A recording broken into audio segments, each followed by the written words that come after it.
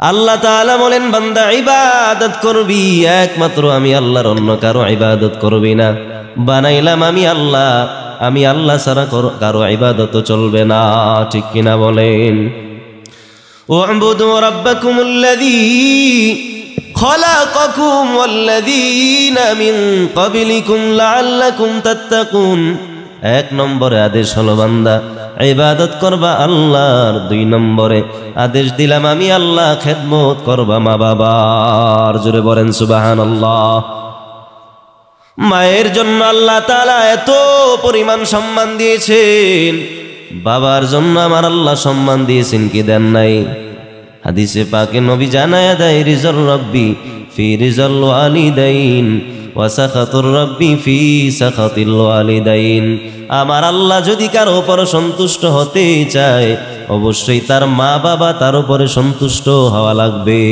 আল্লাহু আকবার বলেন। মা বাবার ওয়াজটা কি দরকার আছে না মাঝে মাঝে? হ্যাঁ, কারণ কোন সন্তান যতই বড় আবেদ হয়ে যাক, যত বড় আল্লাহওয়ালা হয়ে যাক, যদি তার মা বাবা সন্তুষ্ট না থাকে আমার আল্লাহ নিজেও তার উপরে সন্তুষ্ট হবে না, ঠিক কিনা বলে?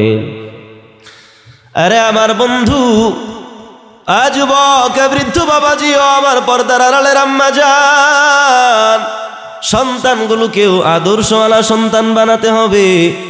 যেই আদর্শবান সন্তান শুধু মা বাবার সঙ্গে ভালো আচরণ করে এমন না, যারে দেখে মুরব্বী দেখলেও সেই বান্দাটা সালাম দেয়। রব্বির হামহুমা কামা রব্বায়ানি সগীরা। আয় আল্লাহ আপনি আমার মা বাবার উপরে দয়া করেন, মা বাবার উপরে দয়া করেন। এই দোয়া যখন বান্দা করে তখন দয়া করেন কে? এজন্য ভাইরা আমার আল্লাহ বলেন ওয়াকাদা রাব্বুকা আল্লা তা'বুদু ইল্লা ইয়্যাহ। এক নম্বরে তুমি তোমার রবের ইবাদত করবা, আল্লাহর ইবাদত করবা। 2 নম্বরে বান্দা তুমি তোমার মা বাবার সঙ্গে ভালো আচরণ করবা। যদি করতে পারো আমি আল্লাহ তোমাকে জান্নাতের মেহমান বানায়া দিব। রিজাল রাব্বি ফি রিজাল ওয়ালিদাইন ওয়া সাখাতুর রাব্বি ফি সাখাতিল ওয়ালিদাইন। বান্দা কেমন ব্যবহার তোমার হবে? ওয়াকাদা রাব্বুকা আল্লা তা'বুদু ইল্লা ইয়্যাহ ওয়া বিল ওয়ালিদাইনি ইহসানা ইম্মা ইয়াবলুগান্না ইনদাকাল কিবারা আহাদুহুমা আও কিলাহুমা ফালা তাকুল লাহুমা উফি ওয়ালা তানহারহুমা। বান্দা তুমি যখন বড় হয়ে যাইবা তোমার মা বাবার সঙ্গে বিনয়ের ডানাটা তুমি বিছায়া দিবা, এমন ভালো আচরণ করবা যেই আচরণটা তোমার মা বাবা পেয়ে সন্তুষ্ট হয়ে যায়, উফ বলে না। ওয়াকুল লাহুমা কাওলান কারীমা। এবং তাদের সঙ্গে বিনয়ের সঙ্গে তোমরা কথা বলবা, ঠিক কি না? এজন্য মা জনম দুঃখিনীকে আল্লাহ তাআলা এত সম্মান দিয়েছেন। আল্লাহ বলেন হামালাতু উম্মুহু কুরহা ওয়া ওয়াদাতহু কুরহা ওয়া হামলুহু ওয়া ফিসালুহু 30 শাহরা। ওই মা এত কষ্ট করিয়া গর্ভে ধারণ করেছি, যেই কষ্টটা অন্য কেউ আর করে নাই। যেই কারণে আমার আল্লাহ জানায় দেয় বান্দা তোমার মা যেন উফ শব্দটাও করতে না পারে। ওয়ালা তানহারহুমা ওয়া কুল লাহুমা কাওলান কারীমা। এবং তাদের সঙ্গে বিনয়ের সঙ্গে কথা বলবা। আমার নবী রাহমাতুল লিল আলামিন, যেই নবীর মাও নাই, যেই নবীর বাবাও নাই, এতিম নবী আমার দুনিয়াতে আসার পরে, দুনিয়াতে আসার আগে বাবা হারাইয়ে এতিম হয়ে গেছে। দুনিয়াতে আসার পরে আমার নবী 6 বছর বয়সে বাবা মা হারাইয়ে এতিম হয়ে গেল। জন্মের আগে বাবা হারাইয়ে এতিম হয়ে গেছে। ওই নবীকে আবার পালন করেছে হালিমাতুস সাদিয়া। ওই হালিমাতুস সাদিয়া, দুধমা হালিমাতুস সাদিয়া আমার নবী কেমন পরিমাণ সম্মান করতেন। আমার নবীর কাছে একজন মহিলা এসে একদিন বসার পরে আমার নবী রাহমাতুল লিল আলামিন শরীর থেকে চাদরটা খুলে দিলেন। সাহাবায়ে কেরাম তাকায় আছে, কে এই মহিলা? কার জন্য রাহমাতুল লিল আলামিন নিজের চাদরটা খুলে দিলেন? নবী এবার চাদর বিছায়া যখন বসতে দিলেন, এবার মহিলা অল্প সময় পরে চলে গেল। সাহাবায়ে কেরাম জিজ্ঞেস করলেন, নবী আমার কে এই মহিলা? কে? কার জন্য আপনি রহমতুল লিল আলামিন চাদর বিছায়া দিলেন? নবী ডেকে বলে, তিনি হলেন আমার দুধমা হালিমাতুস সাদিয়া। সুবহানাল্লাহ। ও আমার প্রাণের মা, মা গো মা, কোথায় গেলে মোরে সারিয়া? জীবনের মূল কষ্ট মায়ের প্রসব বেদনায়, সাত আসমান সাত জমিন তখন মায়েরই মাথায়। এমন মা কি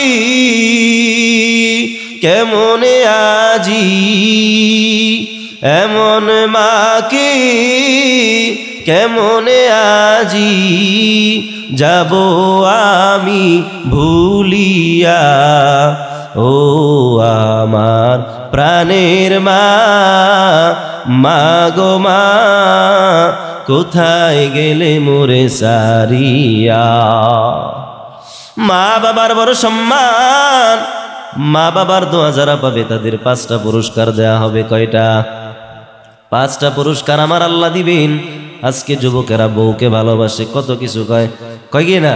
তুমি আমার জান পাখি, কয় কি না? জোরে কন।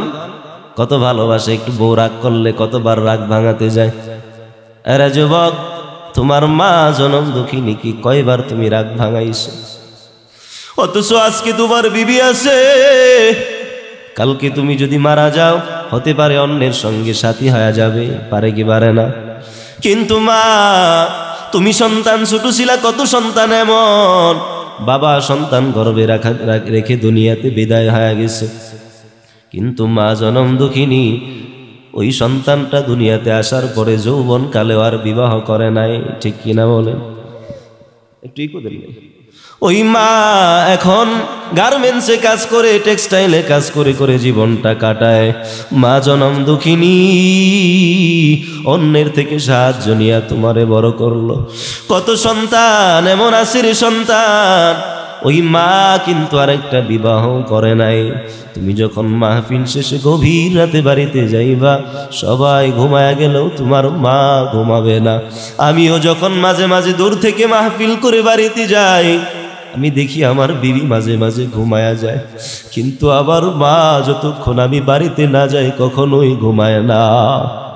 মায়ের এক দান দুধের দাম, কাটিয়া গায়ের চাপ, পাপুষ বানাইলেও সেই ঋণ শোধ হবে না জানি। এমন দরদি হবে কেউ হবে না আমার মা। মা ঘুমায় না রে যুবক, কলিজার টুকরা যুবক, চ্যালেঞ্জ করে বলতে পারি, তুমি বাড়িতে গেলে সবাই ঘুমাইলেও তোমার মা ঘুমাবে না। ছোটবেলায় যখন দুষ্টামি করতাম, বাবা যখন বাড়ি থেকে বের করে দিত, চেহারা দেখলে ভয় পেতাম।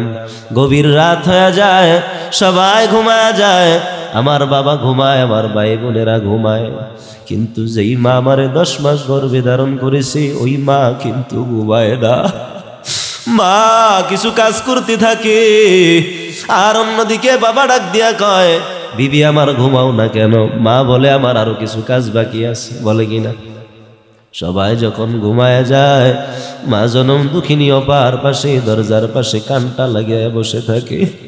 কখন আবার কলিজার টুকরা এসে আমাকে মা বলিয়া ডাক দিবি। এলাকায় মা জনম দুঃখিনী ঘুরে ঘুরে সন্তানকে খুঁজে, কোথায় আবার সন্তান, কোথায় আমার কলিজার টুকরা? আজকে তুমি বড় হয়ে গেলা, আজকে তুমি ধনী হয়ে গেলা, আজকে তুমি এত বড় অফিসার হয়ে গেলা, তুমি শুদ্ধ ভাষায় কথা বলো, তুমি মা বাবার সঙ্গে ভালো ব্যবহারও করো না। তুমি শহরে থাকো, গ্রামে মা ভাঙা ঘরে থাকে, তুমি একটু খবরে নাও না, একটু কি মায়া লাগে না? যেই মা তোমার এত পরিমাণ কষ্ট করে গর্ভে ধারণ করলো, মা জনম দুঃখিনী এত পরিমাণ কষ্ট করেছেন, যেই কষ্টের কোনো তুলনা হয় না। তুমি সন্তান যখন গর্ভে আসছো, তোমার মা কত ব্যথা সহ্য করে।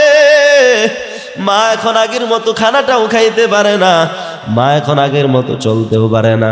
তোমার পেটে যদি একটা পাথর বেঁধে দেওয়া হয় তুমি কতটুকু হাঁটতে পারবা, কিন্তু মা এই সন্তানটা, ভারী সন্তানটাকে নিয়ে ওই বাথরুমে যাইত, কোথাও যেতে হলে সেখানেও যেত কিনা? এজন্য মায়ের দোয়ার বড় দাম।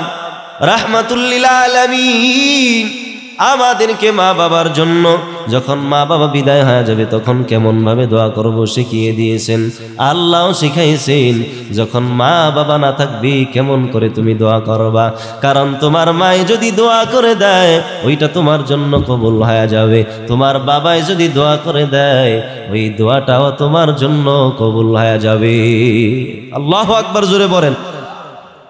মায়ের দোয়া লও হে মুমিন, মায়ের দোয়া লও। মায়ে যখন দোয়া করে চলে যায় আরশ পরে, সাথে সাথে কবুল হয় ফল দেখিতে পাও। মায়ের দোয়া লও হে মুমিন, মায়ের দোয়া লও। নিজে নিজে মনে কর টাকায় আমি হলাম বড়, যার কারণে মৃত মুখে বেঈমান হয়ে যাও। মায়ের দোয়া লও হে মুমিন, মায়ের দোয়া লও। ঠিক কিনা রে ভাই? আরে আমার বন্ধু, ও চালাক চরের মুসলমান, দুনিয়াতে আমরা দুইজন মানুষের কাছে সবচাইতে বেশি ঋণী। কয়জন? দুইজন মানুষের কাছে। তুমি পীরের দরবারে গিয়া দোয়া নিতে পারো, তুমি মাজারে গিয়া দোয়া নিতে পারো, সেখানে গরু নিয়ে যাইতে পারো, কিন্তু কোনোদিন মায়ের জন্য কি গোপনে একটু ফল নিয়া দোয়া নিতে পারো না। বন্ধু আমারও চালাক চোরের মুসলমান, মা বাবার দোয়ার বড় দাম। হযরতে আলকামা রাদিয়াল্লাহু আনহু ইন্তেকালের সময় হয়ে গেল। আলকামা এবার যখন তার জবান দিয়ে কালেমা আসেন, আলকামা রাদিয়াল্লাহু আনহু পেরেশান হয়ে গেলেন, সাহাবায়ে কেরামও পেরেশান হয়ে গেলেন। নবী রাহমাতুল্লিল আলামিনের কাছে যখন খবরটা গেল, নবী আমার হযরতে বেলাল হাবশিকে পাঠাইয়া দিল, বলল বেলাল যাও, যে দেখো আলকামার কি খবর, তার মা বাবা জীবিত আছে কিনা। যদি দেখো কেউ জীবিত আছে তাহলে খবরটা নিয়ে বলবা যে নবী আপনাকে যাওয়ার জন্য বলেছে। আলকামা রাদিয়াল্লাহু আনহু এবার যখন তার কাছে গেল, খবরটা যখন পাইল, বলল তার মা জীবিত আছে। যাদের মা বাবা জীবিত আছে তাদের জীবনটাই তো ধন্য। হ্যাঁ, যদি মায়ের দোয়া নিতে পারো হে যুবক, 5টা পুরস্কার আমার আল্লাহ দিবেন। 5টা পুরস্কার আমরা যারা আছি আমাদের দরকার আছে না নাই? যাদের নাই মা বাবা তারা কেমনে নিবেন? তারা দোয়া করবেন, মসজিদে মাদ্রাসায় তাদের জন্য সদকায়ে জারিয়া করবেন। তুতাওয়াঙ্গার গাছটাই আজমালে মা, ই জমা গাফিল শুদ আজহালে মা। মা বাবা কবর থেকে ডাক দিয়া কয়, এরে সন্তান, আজকে তুই আমার সম্পদ দিয়া ধনী হয়ে গেলি, আমি মায়ের খবরটা তুই নিলি না। আমি মা অন্ধকার কবরে ঘুমায়, আমার জন্য কেন দোয়া করো না? দোয়া চায় তারা। এই জন্য সন্তান যারা আছেন মা বাবার দোয়া নিবেন। যদি নিতে পারেন 5টা পুরস্কার আমার আল্লাহ দিবেন। হাকিমুল উম্মাত মুজাদ্দিদ মিল্লাত আশ-শাফি থানবী রাহমাতুল্লাহ আলাইহি বলেন, যেই সন্তান মা বাবার দোয়া নিবে আমার আল্লাহ 5টা পুরস্কার তাদেরকে দিবেন। 1 নম্বরে আমার আল্লাহ হায়াতের মধ্যে বরকত দান করবেন। হায়াতের মধ্যে বরকত দান করবেন। কি করবেন? হায়াতে বরকত দিবেন। বড় বুজুর্গ যারা ছিল তারা অল্প সময়ে বড় বড় কিতাব লিখে গেছেন। কেমনে? আল্লাহ হায়াতে বরকত দিয়েছেন। হাকিমুল উম্মত মুজাদ্দিদ মিল্লাত বলেন, আল্লাহ তাআলা তাকে বিপদ থেকে বাঁচাবেন।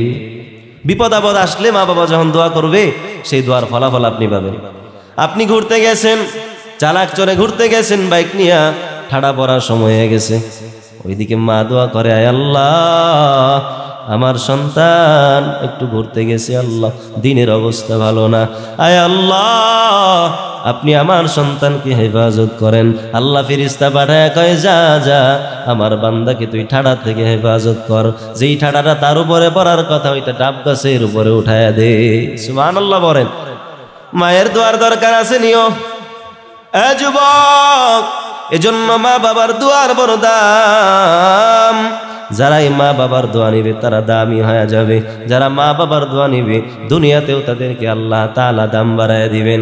আশরাফ আলী থানভী রাহমাতুল্লাহ আলাইহি 2 নম্বরে বলেন, যেই সন্তান মা বাবার দোয়া নিবে আল্লাহ তাআলা তাকে বিপদ থেকে বাঁচাবেন।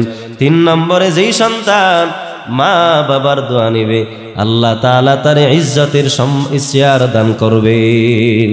জোরে বলেন আল্লাহু আকবার।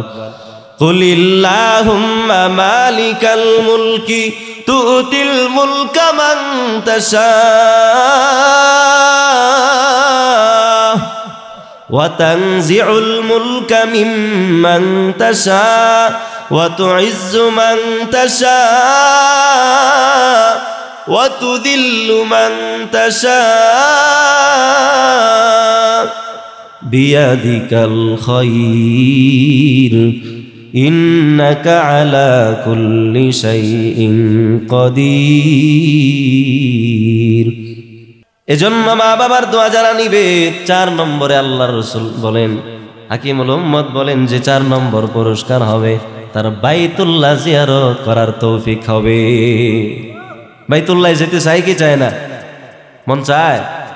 মদিনা যাইতে পারলাম না, মদিনা বলেন দেখতে পারলাম না, আমি অসহায় তাই এত দূরে রই, আমি অসহায় তাই এত দূরে রই, শুধু সালাম জানাই মদিনা যাইতে পারলাম না, মদিনা দেখতে পারলাম না।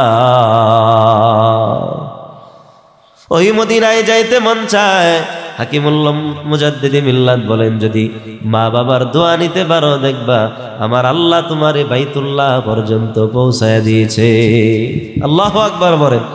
5 নম্বর, যেই বান্দা বান্দি মা বাবার দোয়া নিতে পারবে তাদের জন্য আল্লাহ তাআলা তার ইন্তেকালের সময় কালেমা নসিব করিয়ে দিবেন। এইটা হলো মা বাবার জন্য করণীয়, কিন্তু সন্তানের উপরেও মা বাবার উপরেও সন্তানের জন্য করণীয় আছে না নাই? আপনার সন্তানটাকে আদর্শবান সন্তান বানাবেন। তারে আদর্শবান যদি বানাইতে পারেন, ওই আদর্শবান সন্তান আপনার জন্য দোয়া করবে, সমাজের সেবা করবে। করবে কিনা?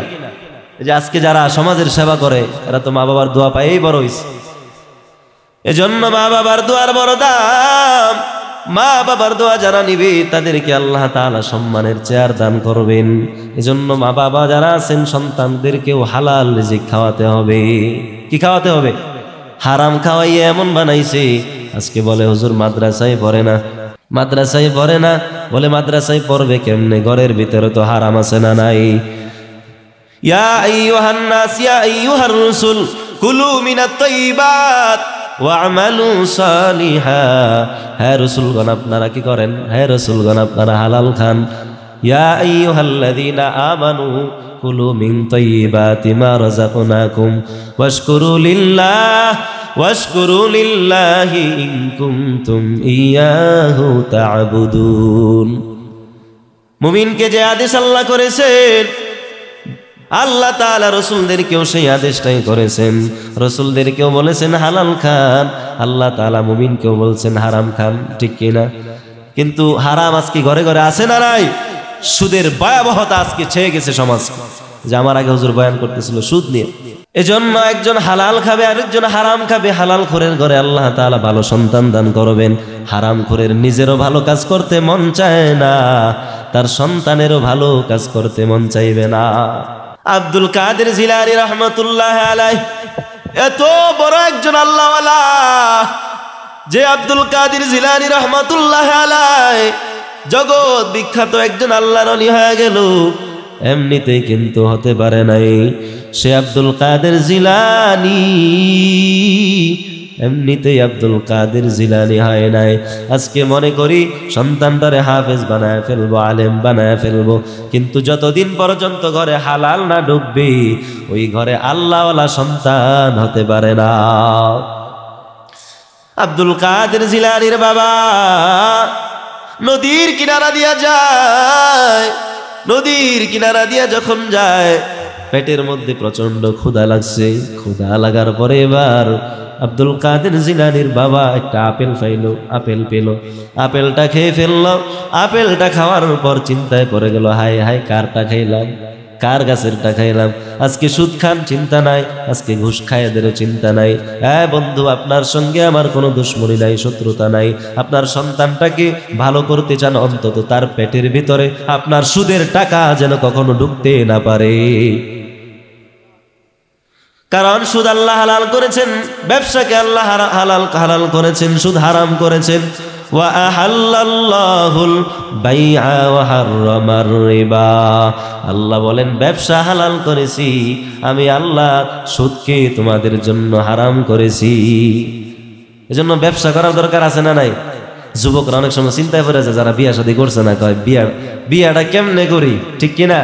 কিছুদিন আগে স্বর্ণের দাম বাইরে গেছে, যুবকরা অনেক সময় চিন্তায় পড়ে যায়। আল্লাহ তাআলা যারা বিয়ে করেন তাদেরকে বিবাহ করার তৌফিক দান করুক, জোরে বলেন আমিন। কিন্তু বিবাহ যে করবেন, বিবাহটা করার সময় নারীটা ভালো না খারাপ দেখার দরকার আছে না নাই? সুন্দর চাঁদের মতো চেহারা, পূর্ণিমার রাতের মতো চেহারা দেখে পাগল, কিন্তু যুবক তুমি তার চরিত্রের খবর নিলা না। কত যুবকের চরিত্রই পূর্ণিমার চাঁদের মতো মেয়েটা নষ্ট করেছে, ঠিক কিনা? এজন্য যুবক বিবাহের জন্য কয়েকটা গুণ লাগবে। এক নম্বর গুণ হলো লিজামালিহা, বলে তার বংশ কেমন, লিমালিহা, এক নম্বরে সম্পদ দেখো, এরপরে তার সৌন্দর্য দেখো, এরপরে হলো আল্লাহর নবী বলেন লিজামালিহা তুনকাহুল মারাতু লিআরবাইন, একটা হলো বংশীয়ভাবে দেখো মেয়েটা কেমন, বংশটা ভালো কিনা, আছে না নাই? নদীর জল ঘোলা ভালো, জাতের মেয়ে কালো ভালো, ঠিক নেই? কেন বললাম বিবাহের কথাটা মাঝখান দিয়া? কারণ বিবাহটা নিয়ামত। কার? কে দিয়েছেন এই নিয়ামত? রাহমাতুল লিল আলামিন বলেন জমিনের মধ্যে সবচাইতে বড় নিয়ামত হলো একজন দিনদার নারী। কি নারী? দিনদার নারী যদি হয়, ওই নারীটার মতো এমন নিয়ামত আদ-দুনিয়া কুল্লুহা মাতা ওয়া খায়রু মাতা'id দুনিয়া আল মারআতুস সালিহা, দুনিয়াটাই একটা সম্পদ, একটা ভোগের জিনিস, আর এই জমিনের মধ্যে সবচাইতে দামি সম্পদের নাম হলো একজন আদর্শওয়ালা স্ত্রী। তো আপনি স্ত্রী আনলেন, যে স্ত্রীটা অনেক যুবকের চরিত্র নষ্ট করেছে, নিজেও নামাজ পড়ে না, স্বামীরেও নামাজের সময় জাগায় দেয় না, নিজের চরিত্র ভালো না, যদি এমন নারী হয়, ওই ঘরের মধ্যে কি শান্তি কোনোদিন আসতে পারে? এজন্য যুবক বিবাহের জন্য প্রস্তুত হয়, কিন্তু মেয়েটা ভালো কিনা একটু চিন্তা করিও। যদি কালো হয়, যদি ভালো হয়, ওই নারী দিয়া সুন্দর জীবন গঠন করা সম্ভব কি সম্ভব না? কারণ একজন নারী, একজন স্ত্রী হলো ঘরের জন্য হেল্পার। এখন যাইবে গাড়িটা ইটাখলার দিকে, যদি হেল্পার ডাকে উঠেন যাই আমরা বেলানগর, তাহলে কি লোক উঠলে সঠিক জায়গায় যাবে না বেঠিক জায়গায় যাবে? যাওয়ার কথা ইটাখলা, যাই কোথায়? ঢাকার দিকে। নারী হলো আপনার ঘরের হেল্পার। ওই নারী যদি আপনার ঘরটাকে ভালো রাখতে পারে, ওই নারী যদি থাকতে ভালো হয়, আপনার ঘরটাও ভালো হয়ে যাবে। মা বাবার দোয়া নিতে হবে, আর মা বাবারও কাজ হলো সন্তানগুলোকে আদর্শবান বানানো। সন্তানগুলো যদি আদর্শবান হয়ে যায়, মা বাবার জীবনটা বড় ধন্য হয়ে যাবে। কারণ একদিন আপনি দুনিয়া থেকে বিদায় হয়ে যাবেন। এই বৃদ্ধ বাবাজি ও আমার পর্দার আড়ালের আম্মা জান, এরা আমার কলিজার টুকরা যুবক, দুনিয়াতে আসছো মনে করছো কতদিন জানি আমি বেঁচে থাকবো।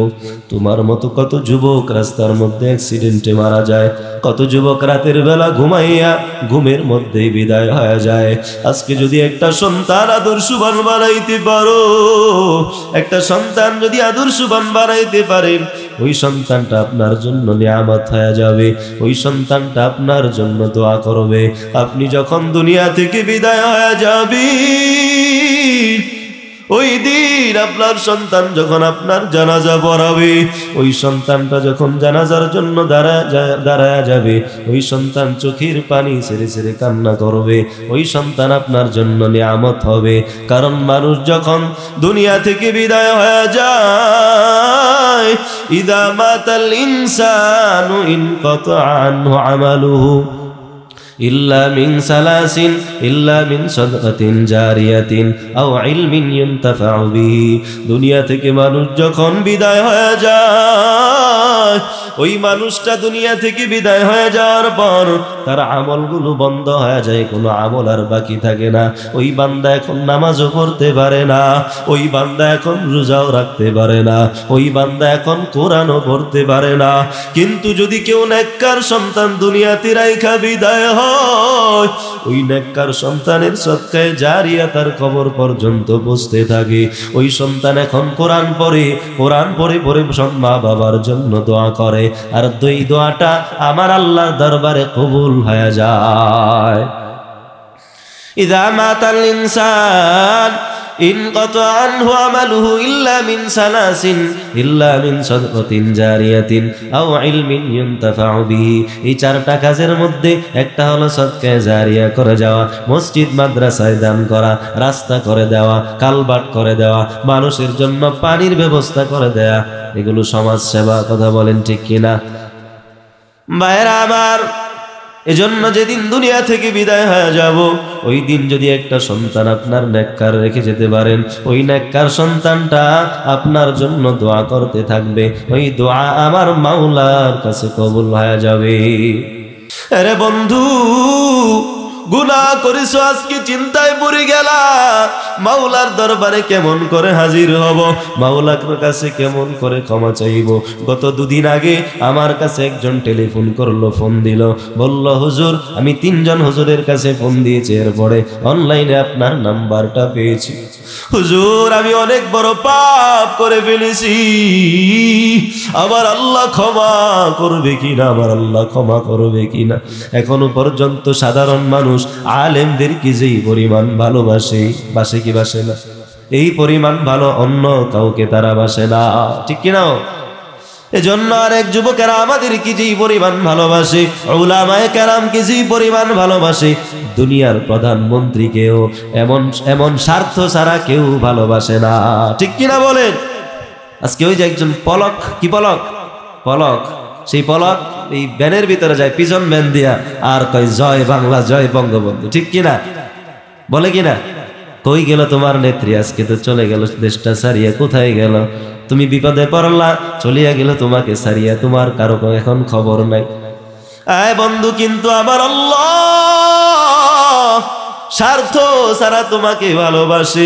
আমার আল্লাহ কেমন পরিমাণ ভালোবাসে। আমার আল্লাহর একজন বান্দা, বনি ইসরাইলের একটা যুবক, যেই বান্দাটা 100 খুন করেছে, 100 খুন করেছে, কয়টা? 100, 100 খুন করার পরে ফিরে আসছে, তারেও আল্লাহ ক্ষমা করে দিয়েছেন। বলেন আল্লাহু আকবার। আমার নবীর একজন সাহাবী, মহিলা সাহাবী, ওই মহিলা সাহাবী জিনার মতো গুনাহ করে ফেলেছে। আল্লাহর বান্দি গুনাহ করার পর এখন চিন্তায় পড়ে গেছে কেমন করে ক্ষমা পাই। আমার নবীর কাছে গিয়ে আল্লাহর বান্দি হাজির হয়ে গেছে। ঘটনাটা বলবো? হাদিসের ঘটনা। কোথাকার? হাদিসের ঘটনায় আসছে। আল্লাহর বান্দি এবার আমার নবীর কাছে গিয়ে হাজির হয়ে গেছে। বলে নবী আমি জিনা করে ফেলছি। আমার নবী রাহমাতুল লিল আলামিন বলল তুমি যাও। ওই মহিলা এবার ডান দিক দিয়ে আসছে, ডান থেকে সরায় দিলে বাম দিকে চলে যায়। ওই মহিলা বামে চলে যায়, সামনে চলে যায়। ওই মহিলা বারবার আমার নবীর কাছে এসে হাজির হয়ে যায়। ওই মহিলা বারবার আসার পর আমার নবী তার খবর লাগাইল, জানতে পারলো যে সুস্থ একজন মানুষ। নবী এবার বলল, যাও যাও, তোমার বাচ্চাটা যখন প্রসব হবে, ওই বাচ্চা প্রসব হওয়ার পরে আমার কাছে আসবা। মহিলা এবার চলে গেল। বহুদিন পর যখন বাচ্চাটা হলো, বাচ্চা নিয়ে নবীর কাছে হাজির হয়ে গেল। নবী আমার দেখে বললেন, তোমার এই বাচ্চা তো ছোট, যাও তারে নিয়ে দুধ পান করায় পরে আমার কাছে নিয়ে আসো। মহিলা এবার বাচ্চা নিয়ে চলে গেল। দুধ পান করাইয়া করাইয়া এরপরে আবার নবীর কাছে নিয়ে আসছে। নবীর কাছে আসার পর রাহমাতুল লিল আলামিন তার শাস্তির ব্যবস্থা করলো। কারণ কোন বিবাহিতা নারী যদি জিনা করে তাহলে তাকে রজম করা হবে, পাথর মেরে নিক্ষেপ করা হবে। আল্লাহর বান্দিকে এবার পাথর নিক্ষেপ করা হলো। পাথর নিক্ষেপ করার পর আল্লাহর বান্দির থেকে শরীর থেকে রক্ত বের হতে লাগলো। একজন সাহাবীর শরীরে গিয়া ওই রক্তটা ছিটে গিয়া লাগলো। ওই সাহাবী এবার ওই রক্ত লাগার কারণে একটু নাক ছিটকাইলো। আমার নবী ডেকে বললেন, সাহাবী আমার, তুমি কি জানো, তুমি কি জানো, তুমি কি জানো আল্লাহর এই বান্দি যেই তওবা করেছে, এই তওবা আমার আল্লাহর কাছে এমন কবুল হয়ে গেছে, যেই তওবা যদি সারা মদিনার মধ্যে বন্টন করে দেয়া হয় সমস্ত গুনাহগার মানুষের জন্য এই তওবাটা যথেষ্ট হয়ে যাবে। এই জীবনে না করিলাম বন্দেগি, গুনাহ করে কাটাইলাম জিন্দেগি, তওবা করে আবার তওবা ভাঙ্গিলাম, অবশেষে খাঁটি তওবা করিলাম। এজন্য তওবাটা এমন হয়ে যাবে যেই তওবাটার কারণে আল্লাহ তাআলা খুশি হয়ে যাবে। এ বন্ধু, কিছু দাওয়াত দিয়ে যাব, জীবনে হালাল খাবেন, হারাম থেকে বেঁচে থাকবেন, আমার আল্লাহর হুকুমগুলো মেনে চলবেন, মা বাবার দোয়া নেবেন, জিন্দেগিতে কোনোদিন ঠেকবেন না। যত বিপদ আসবে আমার আল্লাহ সব বিপদ থেকে আপনাকে বাঁচায় নেবেন। বিশ্বাস আছে না নাই বন্ধুরা আমার? ও বৃদ্ধ বাবাজি, মা বাবার দোয়া যারা পায় তারা ধন্য হয়ে যায়। আমার মায়ের জীবনটা কত ধন্য, আমার বাবার জীবনটা কত ধন্য। আমরা তিনটা ভাই হাফেজি কোরআন হয়ে গেলাম। আমার আব্বা এখনো দোয়া করে আমার জন্য, চোখের পানি ছাড়ে আর প্রতিদিন দোয়া করতে থাকে। আমি বলি, এত কান্না করেন কেন? বলে, তোমার সন্তান হলে তুমি বুঝবা। আমার একটা সন্তান হয়েছে, এখনই আমি বুঝি যে সন্তানের জন্য কি মায়া, ঠিক কিনা? আরে আমার বন্ধু, এজন্য মা বাবার দোয়া নিবেন। মা বাবার দোয়া যদি নিতে পারেন জীবনটা ধন্য হয়ে যাবে। মা বাবার দোয়া নিবেন, জিন্দেগিতে নবীজির সুন্নত মেনে চলবেন। নবীর সুন্নতের মধ্যে বরকত আছে না নাই?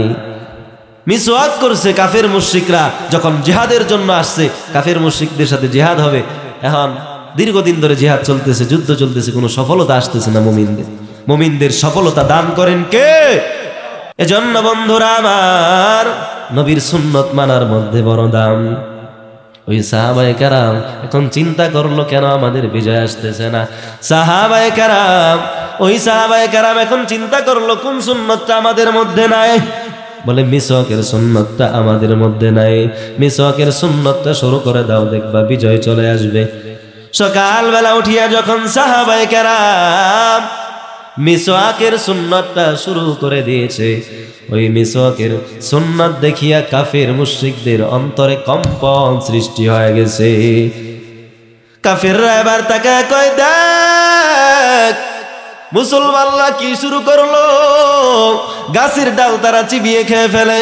সাবধান হয়ে যা, দৌড় দাও সবাই, এখানে আর যুদ্ধ করা যাবে না। যারা গাছের ডাল খেয়ে ফেলে তারা মানুষ পাইলে কি করবে? সুবহানাল্লাহ, জোরে বল। আসলে কি ডাল খায় নাকি মিসওয়াক করে? কিন্তু বাঙালি এমন হয়েছে আজকে, মিসওয়াক কি জিনিস এটাও অনেকে চিনে না। ভাইয়েরা আমার, এজন্য নবীর সুন্নতটা মেনে চলবেন। যুবক বন্ধু আমার, দিলের কান লাগায় শুনবেন। ওই বন্ধু, যেই বন্ধুকে আজকে তুমি বন্ধু বানাইলা, যারে তুমি অনুসরণ করে চললা, সে হয়তো তোমার জীবনে কোনোদিন চিনবেও না, সে হয়তো জানবেও না যে বাংলাদেশের মতো একটা দেশে তুমি তার ভক্ত, ঠিক কিনা? কিন্তু নবীর সুন্নাত যদি মেনে চলতে পারেন, কিয়ামতের ময়দানে ওই নবী আমাদের সুপারিশ করবে। কিয়ামতের ময়দানে রাহমাতুল লিল আলামিন উম্মতের কান্ডারি সেদিন সুপারিশ করবেন। ওই কিয়ামতের ময়দানে আমার মা আমার পরিচয় দিবে না, আমার বাবা আমার পরিচয় দিবি না। ইয়াউমা ইয়াফিরুল মারউ মিন আখিহি ওয়া উম্মিহি ওয়া আবি। ওই মা, যেই মা আমাকে এত কষ্ট করে গর্ভে ধারণ করলো, ওই মা আমার থেকে পলায়ন করবি। যেই বাবা নিজে সেরা সেরা কাপড়গুলো পরে আমাকে ভালো ভালো কাপড় পরাইলো, ওই বাবাও আমার থেকে বিদায় হয়ে যাবে। ওই দিন উম্মতেরা পেরেশান হয়ে যাবে। উম্মতেরা বলবি কার কাছে যাব, কার কাছে যাব। উম্মতেরা এবার সবাই মিলি আদম নবীর কাছে যাবে। আদম নবী বলবে, উম্মতেরা আজ আমি নবী পারবো না, আজ আমি নবী সুপারিশ করতে পারবো না তোমাদের জন্য। যাও যাও নূহ নবীর কাছে যাও। নূহ নবী বলবে, উম্মতেরা আজ আমি নবীও পারবো না। কারণ আল্লাহ বলেছিলেন, নূহ এমন বিষয়ে প্রশ্ন করিও না যেই বিষয়ে তোমার জানা নাই। ইন্নাহু লাইসা মিন আহলিক, সন্তানের ব্যাপারে নূহ নবী সুপারিশ করেছিল। আল্লাহ বললেন, যে ঈমান আনছে সে তোমার পরিবারের অন্তর্ভুক্ত, যে ঈমান আনে নাই সে তোমার পরিবারের অন্তর্ভুক্ত না। নূহ নবী বলবে, উম্মতেরা আজ আমি নবীও পারবো না। যাও যাও মূসা নবীর কাছে যাও। উম্মতেরা এবার পেরেশান হইয়া সূর্যের মাথার তাপ, সূর্যটা মাথার উপরে চলে আসবে, জমিনটা তামা হয়ে যাবে। ওই তামার জমিনে দাঁড়াইয়া সবাই চিন্তিত হয়ে যাবে, সবাই পেরেশান হয়ে যাবে। বলবে, আমারে জান্নাত অথবা জাহান্নামের ফয়সালা করে দাও। বান্দারা এবার যখন মূসা নবীর কাছে যাবে, মূসা নবী বলবে, উম্মতেরা আজ আমি নবীও পারবো না। যাও যাও তোমরা আখিরি জমানার পয়গম্বর রাহমাতুল লিল আলামিনের কাছে যাও। উম্মতেরা এবার রাহমাতুল লিল আলামিনের কাছে যাবে। রাহমাতুল লিল আলামিন উম্মতের জন্য কেমন দরদি। ওই নবী আবার এত মায়া, এত মায়া। আবার নবী যখন তায়েফের ময়দান থেকে দাওয়াত দিয়া বিদায় হয়ে যায়, তায়েফের ময়দানের সেই মানুষেরা আমার নবীকে পাথর দিয়া এমন আঘাত শুরু করে দেয়। তায়েফের ময়দানের ওই আঘাতের কারণে আমার নবীর শরীর থেকে রক্ত মোবারক জোরে জোরে পড়তে থাকে। নবীর কাছে এবার জিবরাইল আমিন এসে হাজির হয়ে গেল। বলল, নবী আমার বলেন, একটা আদেশ করেন আপনি মাত্র। এক আদেশে আল্লাহ পাক রব্বুল আলামিন দুইটা পাহাড়কে চাপা দিয়া তাদের নাম নিশানা মুছে দিবে। নবী বললেন, ও জিবরাইল, তুমি জানো না আমার উম্মতির জন্য আবার কত মায়া। আর আজকে আবার আমি নবীকে চিনতে পারে নাই, কিন্তু এমন একটা দিন আসবে যেই দিন তায়েফের ময়দানের মানুষেরা আমি নবীকে চিনবে, তারা আমিন নবীর সুন্নাত অনুযায়ী চলবে। ওই নবীর উম্মতের কেমন মায়া। ওই নবী বললেন, আমার এই উম্মতের জন্য আমি বদদুয়া করতে পারবো না। আজ পর্যন্ত সেই তায়েফ থেকে যেই মুসলমানরা তাবলীগের জামাতে আসে, তাদের সামনে সেই ঘটনা বললে তারা চোখের পানি ছেড়ে ছেড়ে কান্না করে দেয়, তারা চোখের পানি ছেড়ে কান্না করে। ওই দিন যদি নবী আমার বদদুয়া করতেন, আজ পৃথিবীর মানচিত্রে ওই তায়েফের নাম নিশানাও থাকতো না। ঠিক কিনা বলেন ভাইরা আমার? উম্মতেরা এবার যখন আমার নবীর কাছে যাবি, নবীর কাছে যাওয়ার পর আমার নবী ওই দিন পেরেশান হয়ে যাবে। ওই নবী আমার আরশের মহল্লার মধ্যে সিজদায় পড়ে কান্না করতে থাকবে আর বলবে, ইয়া রব্বি উম্মতি, ইয়া রব্বি উম্মতি।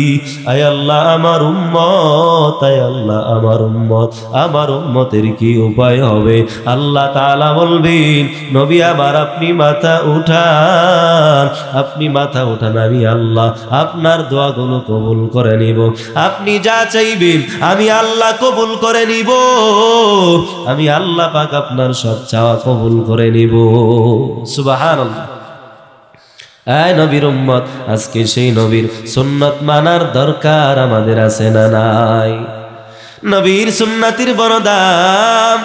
নবীর সুন্নাত অনুযায়ী যদি জীবনটা যাপন করতে পারি, আমার আল্লাহ পাক রব্বুল আলামিন দুনিয়ার জমিনে আমাদেরকে সম্মান দান করবেন, আখিরাতেও আমার নবীর সুন্নাত মানার কারণে সম্মান দান করবেন। করবে কি করবে না? ভাইরা আমার, এজন্য সন্তানগুলোকে আদর্শবান বানাইবেন। ওই সন্তান আপনি বিদায় হয়ে গেলে আপনার জানাজার নামাজ পড়বে, আপনার জন্য চোখের পানি ছেড়ে দোয়া করবে।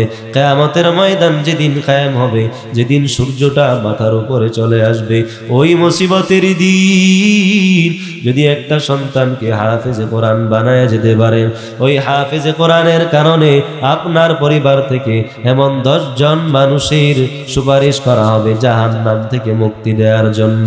যাদের জন্য জাহান্নাম ওয়াজিব হয়ে গেছে, তাদের জন্য জান্নাতের ফয়সালা হয়ে যাবে। মান ক্বরাআল কুরআন ওয়া আমিলা বিহি উলবিসা ওয়ালিদাহু তাজান ইয়াউমাল কিয়ামাতি দাউহু আহসানু মিন দাউইশ শামসি।